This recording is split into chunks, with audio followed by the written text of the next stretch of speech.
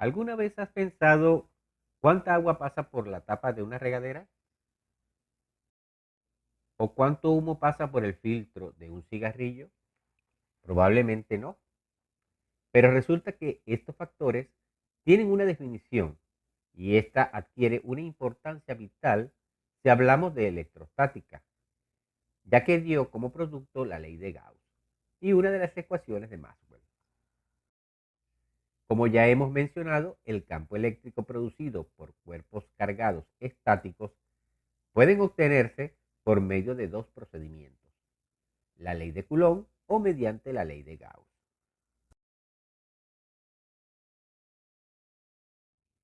La ley de Coulomb es una forma simple y directa de expresar la fuerza eléctrica. Por otro lado, la ley de Gauss es más útil, más elegante y muchas veces más útil, y requiere una sofisticación matemática mayor que la ley de Coulomb. Como la ley de Gauss se expresa en términos de flujo del campo eléctrico o flujo eléctrico, entonces resulta fundamental entender previamente el concepto de flujo. Este término se origina de la teoría de los fluidos, donde flujo significa la rapidez con que un fluido pasa a través de una superficie imaginaria. Para entender mejor este concepto, veamos lo siguiente. Imaginemos a una persona detrás de un muro. Ahora imagínate que al otro lado del muro lanzan una granada. Como lo que queremos saber es si esta persona sobrevivirá a la explosión, utilizaremos una magnitud que mida la cantidad de metralla que atraviesa el muro. Esta magnitud se llamará flujo y se representará por la letra griega phi. Físicamente tendríamos que imaginarnos que la metralla realiza ciertas líneas cuando se mueve en una dirección. De modo que el flujo lo que está midiendo es la cantidad de líneas que atraviesan el muro. Si el flujo es demasiado grande, la persona detrás del muro muere. Por lo tanto, el flujo representa una magnitud física escalar que relaciona el número de líneas de fuerzas que atraviesan una superficie. Y esto es básicamente la definición de flujo. Y se podría aplicar a los ejemplos que vimos al inicio del video.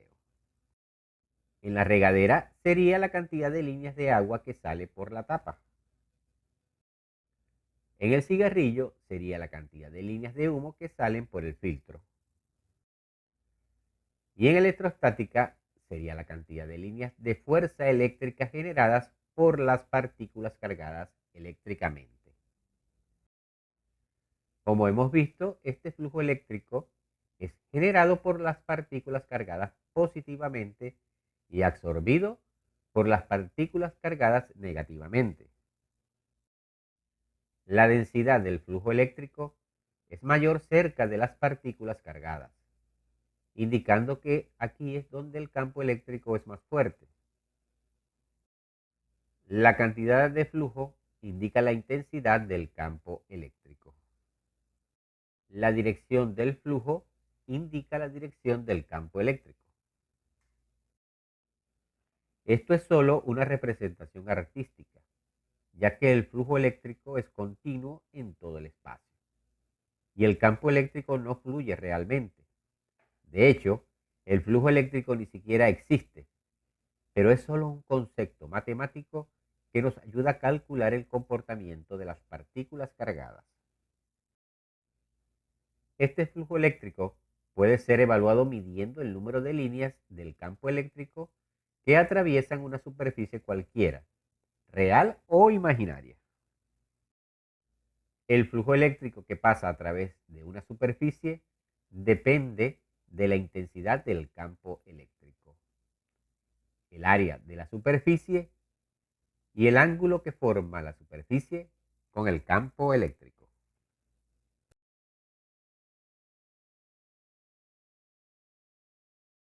La superficie también puede ser curva.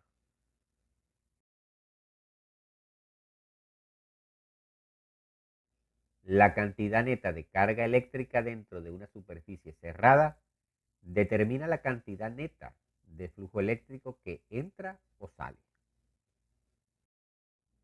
Esto sigue siendo cierto independientemente del tamaño o la forma de la superficie cerrada. Las partículas con cargas opuestas se cancelan entre sí.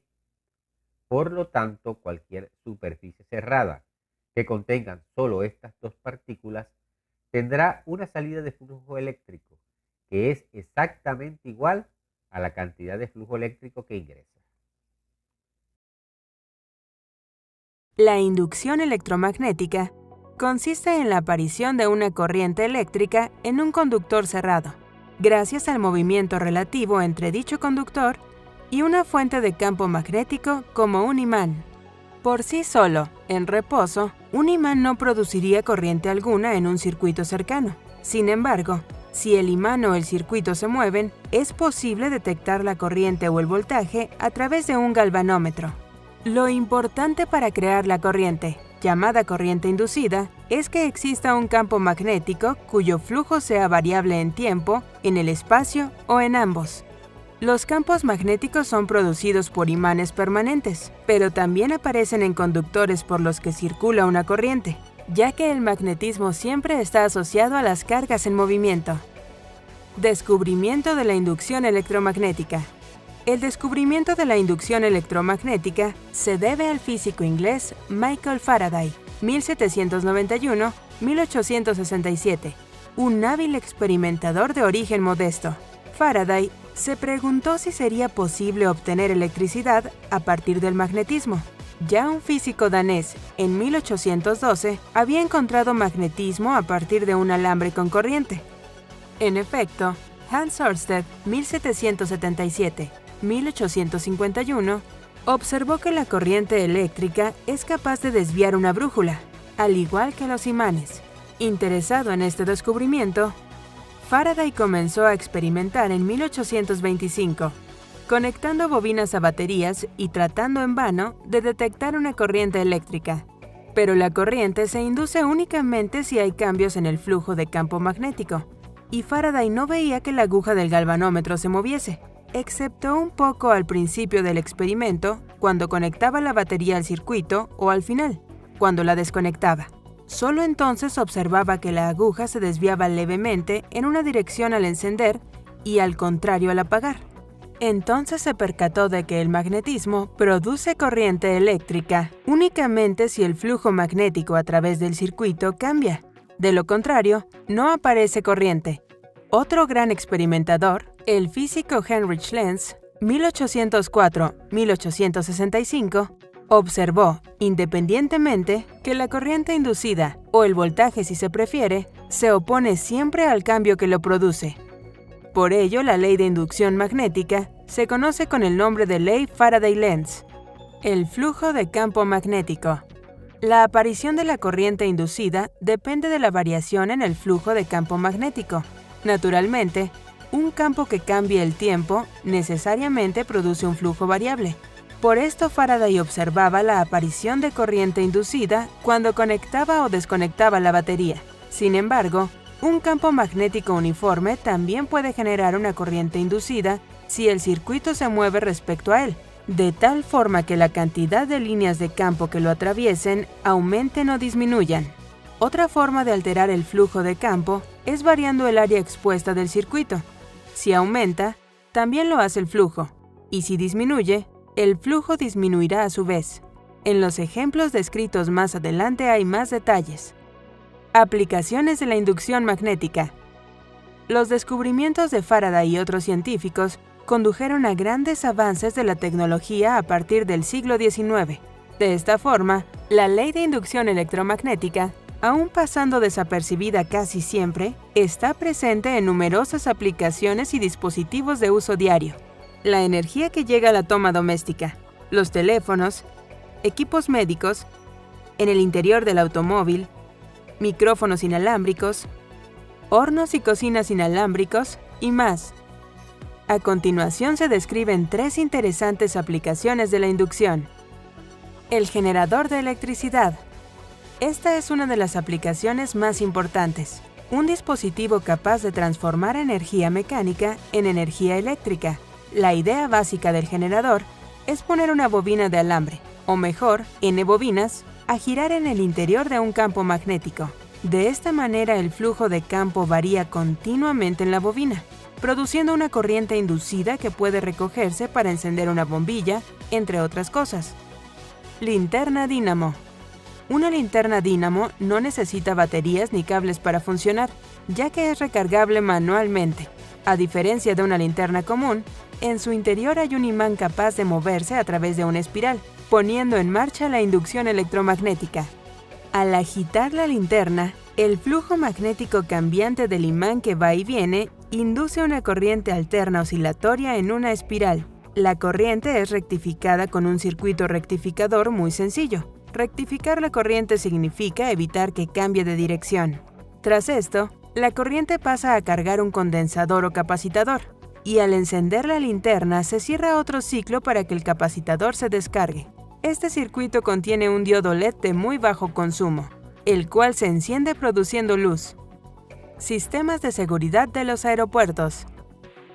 En los aeropuertos, los pasajeros pasan bajo un arco que funciona como detector de metales. Se activa entonces un sistema que envía a una bobina unas corrientes que alteran rápidamente, produciendo alrededor de la persona un campo magnético cuyo flujo es variable. Si la persona no lleva encima objetos de metal, no se registra corriente inducida alguna, pero de lo contrario, se crea una corriente inducida que activa una alarma. Ejemplos de inducción electromagnética. 1. Bobina extraída de un campo magnético uniforme. Supóngase un campo magnético uniforme que se dirige de izquierda a derecha. Extrayendo la bobina de la región del campo, se induce en ella una corriente, ya que el flujo magnético está disminuyendo. La corriente inducida cesa en cuanto la bobina sale completamente del campo y regresa si la bobina entra de nuevo, anulándose cuando la bobina está totalmente inmersa. 2. Imán en movimiento. Si se tiene una bobina en reposo, pero un imán se mueve atravesándola, se induce a sí mismo una corriente en la bobina. 3. Generador deslizante. Se tiene un campo magnético uniforme y un circuito que consiste en un riel con forma de U y una barra metálica en el otro extremo para cerrarlo. El campo es perpendicular al área encerrada por el circuito.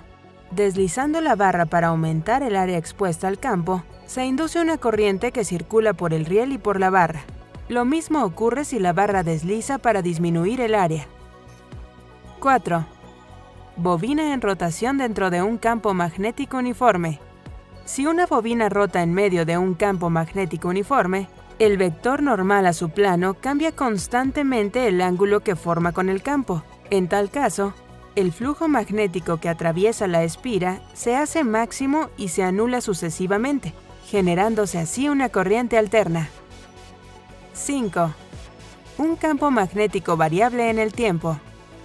Un campo magnético puede mantenerse siempre perpendicular al plano de su espira, y no sucede nada. Pero si su intensidad aumenta o disminuye con el tiempo, aun si la espira está en proceso, el flujo magnético también lo hará, y por consiguiente aparecerá una corriente inducida.